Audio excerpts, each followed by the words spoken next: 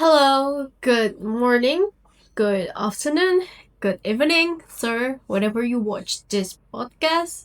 So, my name is Nanda Putri Salsabila, and my student number is 123241079. Okay, now I want to give my commentary about topic Trump tariffs. Countries in Southeast Asia need to trade more with each other, and says analyzed. Okay, so what we know in here is US has decided to put a high tariffs or taxes in all Chinese goods, right? And some of the taxes is more than 100%. That has a big impact not only for China, but also for other countries, especially in Southeast Asia.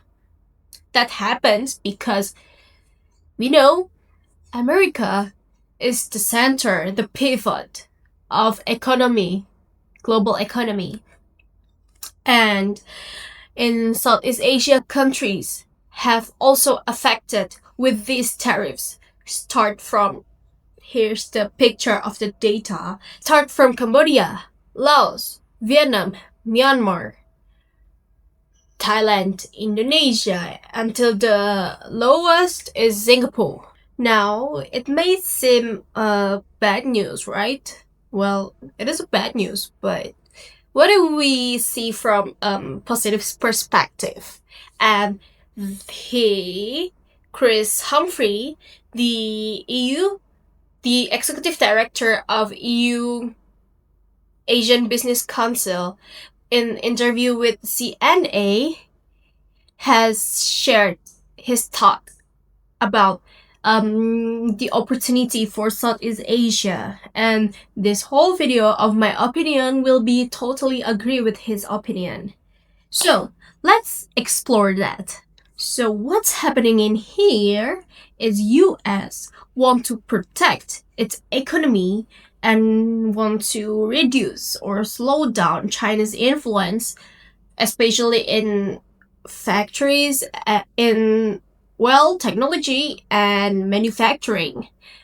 That's why they have added a big taxes for all Chinese goods, especially in electric car, for example, in electric car, battery, and solar panels. And most of all, South Asia country got caught in the middle because our goods, our supplier most likely is China.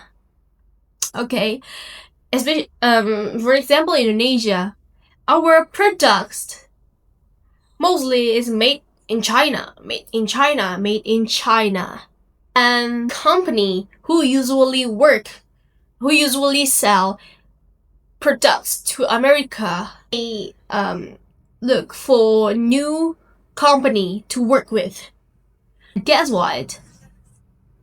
Southeast Asia is the option. Okay, now is the interesting part. Countries in Southeast Asia like Indonesia, Thailand, Vietnam, and Philippines have become a popular places for factories and investors. Why? Because we offer skilled workers, growing technology, and lower costs. This is a big moment for Asians to trade with each other. Imagine Vietnam made the parts, Indonesia assembles them, and Malaysia ships the final products. It could be a very strong regional supply chain if we work together. In that way, we don't need to rely much on big power country like China or America. Of course, everything has its challenges, and we still have problem to face. Some countries in Southeast Asia don't yet have a strong infrastructure. For example, fast ports and smooth roads and digital system. Also, rules for trade in each country is different, which just make it slow and confusing. And one thing we must remember that China won't just sit back, because I do believe that China will invest more in region to stay influential. So we have to be smart and move fast. Also, Brian Humphrey said that this is not just a challenge, but this is also a wake-up call for Southeast Asia country. And I do agree with that. And this is a time for Indonesia and other Southeast Asia country to take charge, to grow. We can upgrade our ports, roads, and internet.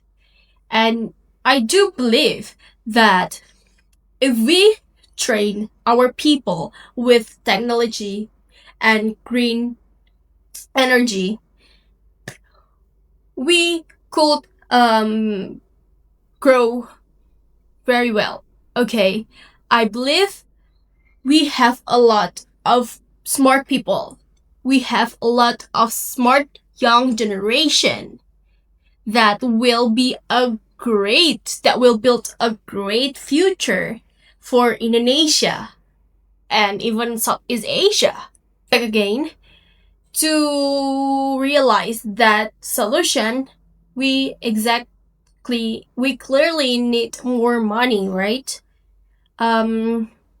Besides that, we should build a stronger friendship with other countries with programs like student exchange and shared knowledge, and also cultural programs. We know that the impact of those programs is very positive and is very potential. It has a potential for our next generation, for our future. Why not we just keep it up or even improve it, enlarge it? Because if we all do this together, we can grow stronger together as well. So, what do you think? Is this Texas Wars just bad news? Or do you think the same with me, that this Texas War is a great opportunity for Southeast Asia to improve more and to not depend on big power country like China's or US? Because I believe this is time for Southeast Asia to shine. We can change this pressure into a progress, and we can build for not only today but for our future, our next generation. I think that's it for me. I hope my explanation could be understood very well. And thank you so much. Have a nice day. Goodbye.